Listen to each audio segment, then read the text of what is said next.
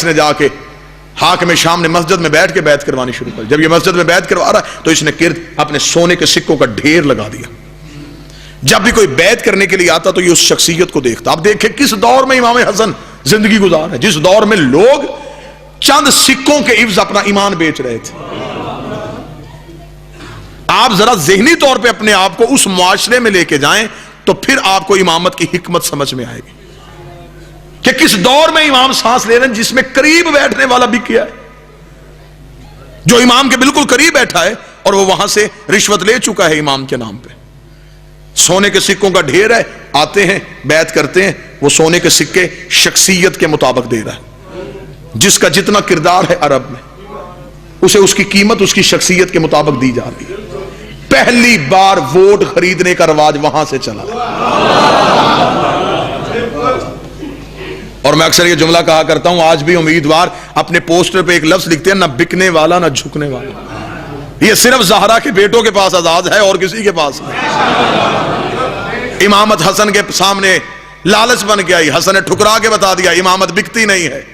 اور یہی حکومت دھمکی بن کے حسن کے بعد حسین کے سامنے آئی, حسین نے ٹھکرا کے بتا دیا امامت جھکتی نہیں ہے. نہ بکا نہ جھکا, یا حسن ہے یا حسین. ووٹ خریدے جا رہے ہیں اور اپنی بیعت کروائی جا رہی ہے. اسی لیے تو کہتے ہیں کہ سیاست آل محمد کے گھر کا کام نہیں. سیاست کا رواج یہیں سے شروع ہوا جو امام حسن کے مقابلے پہ سیاست کر رہا تھا. اب گفتگو سمجھ آ رہی ہے سرکار؟ سکے دیے جا رہے ہیں, ووٹ خریدے جا رہے ہیں. شام کے وقت امام حسن علیہ السلام مسجد میں نماز پڑھنے کے لیے آئے. جب دیکھا اس نے کہا اچھا تو حسن آپ اس لیے تاخیر سے آئے, شاید میرے خزانے خالی ہو جائیں. اس نے کہا حسن اگر آپ بیعت نہیں بھی کرتے پھر بھی ٹھیک ہے. اس نے اپنے نوکر سے کہا صبح سے لے کے شام تک جتنا خزانہ تقسیم کیا اس کا دگنا کر, حسن کے قدموں پہ ڈھیر کر. امام حسن کے قدموں پہ سونے کے سکوں کا ڈھیر آیا. امام نے کہا یہ کیوں دے رہا ہے؟ اس نے کہا آپ نے میری بیعت نہیں کی لیکن پھر بھی آپ رسول کے بیٹے ہیں, آپ خالی نہ مسجد سے جائیں, لے جائیں, میں ہندا کا بیٹا ہوں. اس نے یہ جملہ کہا, امام حسن مسکرائے. امام نے اللہ اکبر کہہ کے نماز شروع کی. سجدہ آخر مکمل ہوا. امام اٹھ کے جانے لگے. اب دشمن کے دربار میں لوگ دیکھ رہے ہیں کہ حسن جاتے ہوئے سکے لے کے جائیں گے نہیں لے کے جائیں گے. لوگوں کا رش بڑھ گیا ہے کہ اب دیکھیں امامت کیا فیصلہ کرتی ہے. لوگوں کا رش بڑا ہوا ہے.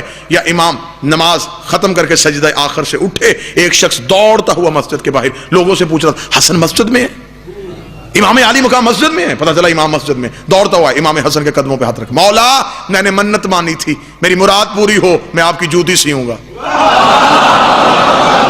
جو بول سکتا وہ زحمت فرمائے. میری منت تھی, میرے دل کی خواہش پوری ہو, میں اپنے ہاتھوں سے آپ کی نالین سیوں گا. بادشاہ مجھے آپ کی عزت کی قسم ہے, مجھے پتا تھا یہ طاہر قدموں میں جانی ہے. مولا میں نے بغیر وضو کے نہیں سی. مولا ایک ایک ٹانکے میں 2-2 رکعت نماز شکرانے کی ادا کرتا رہا. مالک میری بڑی محنت لگی ہے. مالک اگر آپ کہیں تو میں پیش کرنا چاہتا ہوں. امام حسن نے کہا تیرے ہدیے کو ہم قبول کرتے ہیں. اگلی سطر سنیے گا, یہ ہے عشق آل محمد. اس نے کہا مولا ایک منت تھی ایک حسرت, منت پوری ہو گئی حسرت باقی ہے. امام نے کہا حسرت ہی تو تیری پوری ہوئی. اس نے کہا نا مولا وہ منت تھی, منت تھی, یہ کام ہوگا تو یہ کام کروں گا. وہ کام ہو گیا اور میں نے نالین سی دی. اب ایک حسرت ہے. امام نے کہا حسرت کیا ہے؟ اس نے کہا منت پوری ہو گئی, حسرت تھی اپنے ہاتھوں سے پہناؤں گا. بادشاہ حسرت میری یہ تھی اپنے ہاتھوں سے پہناؤں گا. اب وہ جو سونے کے سکے لے کے جگر چبانے والی کی بیٹے کی بیعت کر رہے تھے, اب وہ پریشان کھڑے ہیں اور وہ تخت پہ بیٹھا پریشان ہے کہ پیسہ دے کے بھی یہ عزت نہیں مل رہی, اور یہاں بغیر لالچ کے. اس نے کہا مولا میری حسرت تھی میں اپنے ہاتھوں سے پہناؤں گا. امام حسن مسکرا اور امام حسن علیہ السلام نے اپنا دایاں پاؤں اس کی طرف بڑھایا. اس نے یوں دائیں پاؤں کے نیچے ہاتھ رکھے, پاؤں کو چوما, آنکھوں سے لگایا. آنکھوں سے لگانے کے بعد اس نے انما یرید اللہ کی آیت پڑھتے ہوئے یوں امام کی نالین امام کے پاؤں پہ رکھی. وہ پاؤں میں نالین پہنا رہا تھا.